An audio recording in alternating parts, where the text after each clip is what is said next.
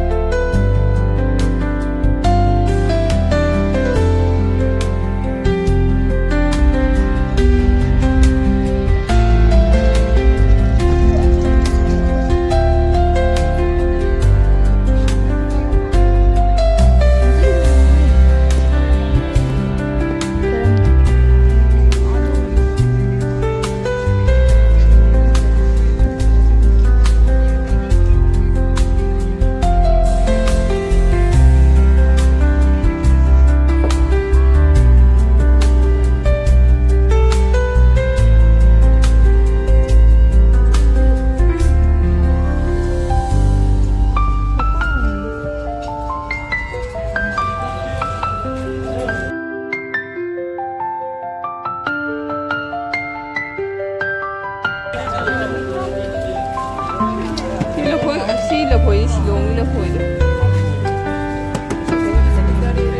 tidak po enggak kayak dale guys piro dia tuh 20 रुपये कम कर लो 10 रुपये देने से कम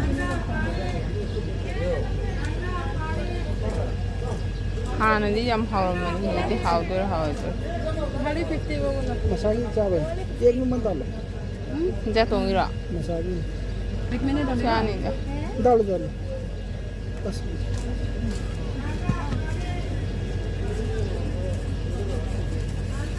मसा तोंदी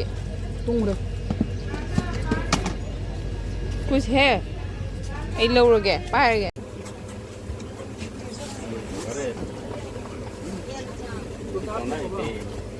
बेच दो बेच का नहीं ला दो बेच का नहीं दिखा दो इनके लोई जो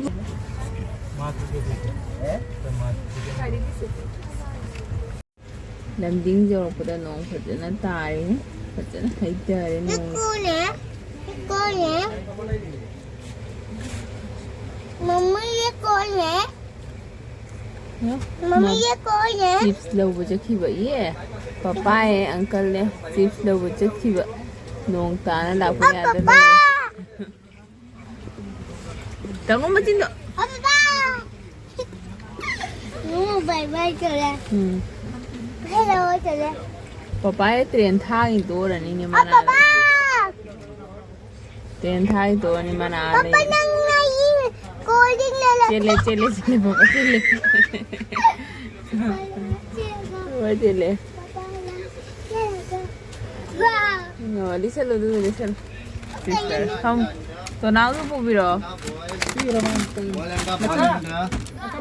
अंडा बॉयल अंडा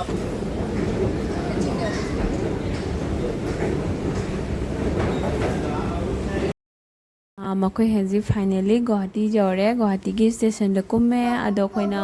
gari book tawgi base gari se station mang nu changak pase moi khara kadar tawre ba adudagi gari se ngainari khoi ngangna raga ado khoi gari laga khoi chelani meyam ado Guwahati da haji puja loidri meyam khoina tholak pase lai thada bagi noma matung da tholak pani aduga lai latpa ma khoi di khoi lakhi puja ba lai se thamne ba ko ima se adudana ima thada ngari lakhi puja ba na adara Guwahati da chonji lakhi puja phaba mela tawni haina Guwahati se haji adum puja dum na bi lei ya mane ado meyam haji ay khoi di auto la e auto da to ko jum chalani makha ta badi jum da ya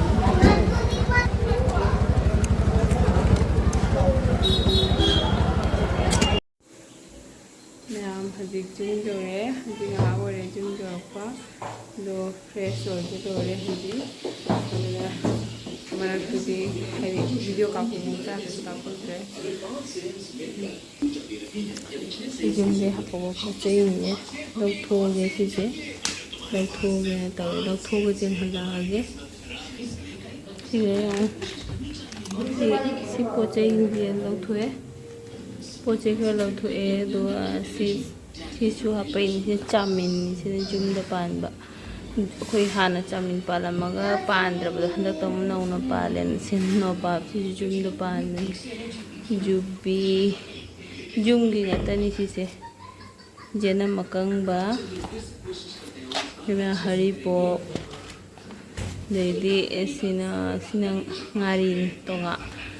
ha ko noi jadi dum happy ha ko noi jadi dum happy lum di lum mana si mu pu da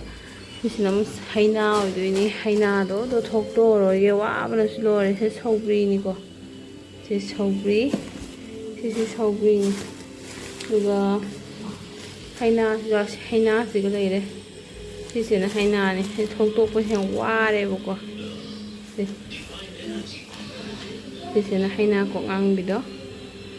ado gi do haina ko ang bi do duga sina ngai ai ba Siti inaw no pina jaya ka hapay ni. Ako'y puti macha do. Ado do jaya ba. Ado ba karama jaya do. Karama ito iba. Karama se ngawur ka hapo ko. Sana ngawur ka hapi ba. Sino mo wow man. ꯀ꯭ꯋꯥ ꯇꯤꯡꯕ ꯄꯥꯏꯕꯒ ꯇꯜꯂꯦ ꯁꯤꯅ ꯀꯩꯅꯣ ꯁꯤꯅ ꯀꯣꯂꯤ ꯍꯋꯥꯏ ꯃꯔꯨ ꯁꯤ ꯀꯣꯂꯤ ꯍꯋꯥꯏ ꯃꯔꯨ ꯑꯗꯨꯒ ꯁꯤꯁꯤꯅ ꯎ ꯃꯣꯔꯣꯛꯇꯣ ꯃꯩꯗ ꯐꯖꯅ ꯖꯥꯏꯔꯦ ꯁꯤ ꯎ ꯃꯣꯔꯣꯛ ꯑꯌꯥꯏꯕꯅꯤꯀꯣ ꯃꯩꯗ ꯌꯥꯏꯕ ꯑꯆꯥꯔ ꯁꯦꯝꯒꯦ ꯇꯧꯕ ꯑꯆꯥꯔ ꯁꯦꯝꯕꯗꯣ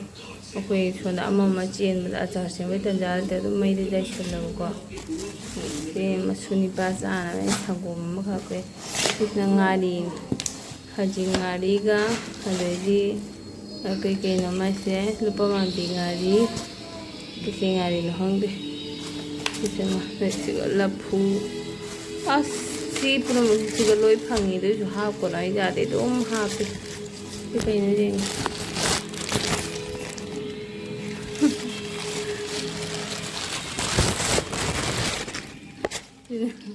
ꯎꯆꯦꯛꯅꯤ ꯁꯤꯗꯤ ꯗꯥꯜꯆꯤꯅꯤꯗꯣ ꯌꯦꯅꯝꯗꯤ ꯌꯥꯝ ꯍꯧꯗ꯭ꯔꯦ ꯁꯤ ꯁꯤꯡ ꯃꯅꯥ ꯀꯩꯀꯥ ꯁꯤꯡ ꯃꯅꯥꯅꯤ ꯁꯤꯁꯤꯅ ꯖꯦꯅꯝ ꯌꯥꯝꯅ ꯍꯧꯗ꯭ꯔꯦ ꯃꯃꯥꯡꯗ ꯑꯩ ꯆꯠꯇꯕꯗ ꯂꯩꯈꯃꯥꯟ ꯂꯩꯔꯦ ꯑꯩ ꯆꯠꯇꯕꯗ ꯖꯦꯅꯝꯁꯦ ꯃꯤ ꯂꯥꯛꯀꯅꯦꯅ ꯑꯗꯨꯒ ꯄꯤꯅꯦꯅ ꯇꯧꯔ ꯃꯌꯥꯝ ꯂꯦꯟꯊꯣꯛꯈ꯭ꯔꯦꯕꯀꯣ ꯑꯗꯨꯒꯤ ꯑꯂꯦꯟꯕꯗꯣ ꯑꯩꯁꯨ ꯆꯠꯂꯕꯅꯤ나 ꯑꯗꯣ ꯀꯪꯍꯜꯂꯛꯏꯅꯦꯕ ꯗꯕꯥꯗ ꯌꯥꯎꯕꯗꯣ ꯑꯗꯨꯒ ꯑꯗꯨꯒꯤ ꯖꯦꯅꯝꯁꯦ ꯌꯥꯝ ꯂꯩꯇ꯭ꯔꯕ ꯌꯥꯝ ꯍꯧꯗꯦ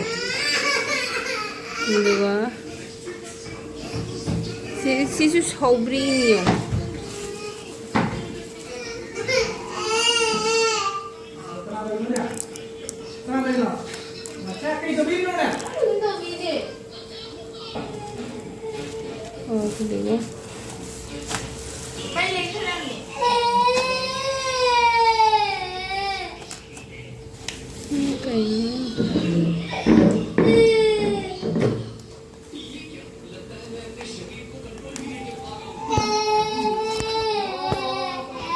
그리고 똥코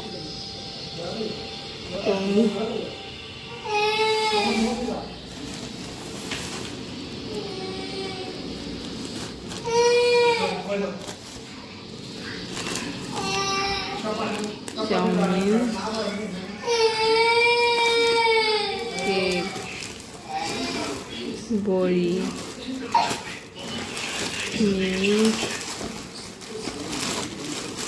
와우 ladu ini ke kanan gitu aja apa yang mau ke kanan ladu amal haulo do ladu mango do sama piro nang ama charo tanawi ama piro ama tham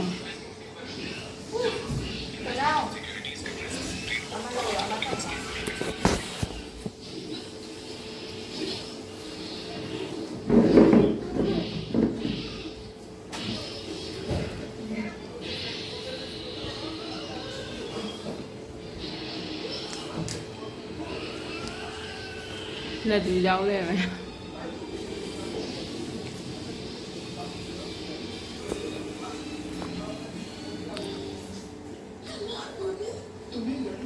mà là bây giờ postingse sila jo pang mo po tay ngata ni